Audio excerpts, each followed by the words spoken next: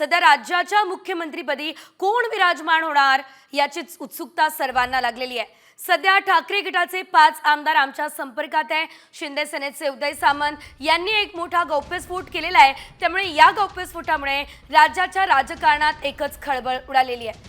तर 2 ते 3 आमदार वगळता सर्व आमच्याकडे येतील असंही सामंत म्हणाले।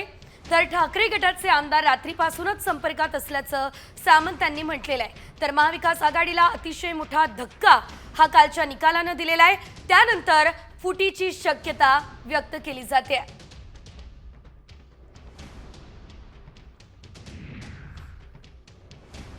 तर शिंदे सेनेचे उदय सामंत यांनी एक मोठा गौप्यस्फोट केलेला आहे। तर ठाकरे यांच्या शिवसेनेमध्ये असलेले उर्वरित जे पदाधिकारी आहेत ते देखील आमच्या संपर्कात असल्याचं यावेळेस उदय सामंत यांनी म्हटलेलं आहे। आणि प्रथमच महाराष्ट्राच्या विधानसभेमध्ये या 2024च्या पंचवार्षिक मध्ये 2 सख्खे भाऊ एकत्र असणार आहेत। काय सांगणार, दोघं सख्खे भाऊ तुम्ही एकत्र, आणि हे कोकणातून आहेत, 2 भाऊ आहेत। नाही, मनापासून मला आनंद आहे, कारण आम्ही कुटुंबातले 2 आमदार आता विधानसभेमध्ये काम करणार आहोत। तसं राणे कुटुंबाचं देखील कौतुक केलं पाहिजे, ते देखील 2 सख्खे भाऊ आता सभागृहामध्ये काम करणार आहेत। पण कोकणाचा विकास हीच आमची प्रायोरिटी आहे, आणि म्हणून मला असं वाटतं की 15 पैकी 14 जागा जिंकून कोकणानं पुन्हा एकदा महायुतीचा बालेकिल्ला आहे, माननीय बाळासाहेबांच्या विचारावर चालणारा बालेकिल्ला हे सिद्ध केलेलं आहे। या सगळ्या गोष्टीचा जर विचार केला तर आरोप वेळोवेळी करण्यात आले, गद्दार गद्दार गद्दार, तुम्ही दाखवून दिले सगळं। नाही, गद्दार आरोप करून फक्त काही चालत नाही, शेवटी काम देखील करावं लागतं। विरोधकांची परिस्थिती अशी आहे, गिरे तो भी टांग ऊपर, आणि आजच्या जगातला सगळ्यात यावर्षीचा मोठा जोक असा आहे की एवढी सत्ता आल्यानंतर ईव्हीएम मध्ये गडबड आहे असं उभाटाचे काही नेते सांगतायत। पण ज्यावेळी तुमचा खासदार निवडून आला त्यावेळी ईव्हीएम मध्ये गडबड नव्हती, आता आम्ही सगळे निवडून आलो, ईव्हीएम मध्ये गडबड झाली।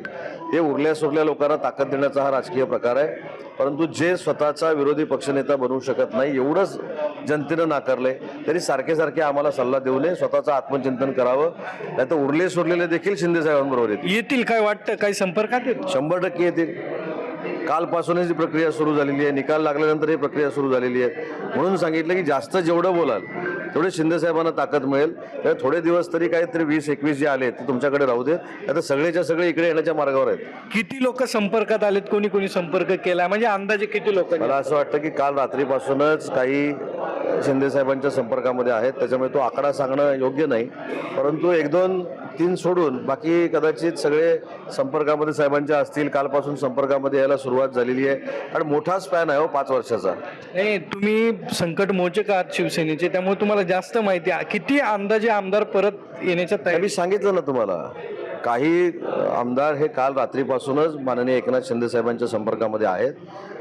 एकनाथ शिंदे साहेब त्याच्यावर योग्य तो निर्णय घेतील। इव्हन हे कशाला, अजून मोठमोठे नेते हे शिंदे साहेबांच्या संपर्कामध्ये आहेत। म्हणजे शिवसेना खरी कुणाची दाखवून दिली कोकणाने? नाही, कोकणानं कशाला, अख्ख्या महाराष्ट्रानं दाखवून दिलं। त्याच्यामध्ये राजेंद्र पाटील यड्रावकर हे आमच्या सगळ्यांनी पुरस्कृत केलेले उमेदवार होते, ते आमच्यामध्ये निवडून आले। अशोक माने निवडून आले। त्याच्यानंतर ही सगळी जर फळी जर आपण बघितली तर आम्ही 61 पर्यंत गेलेलो आहोत। आमचा स्ट्राईक रेट देखील 75-76% आहे।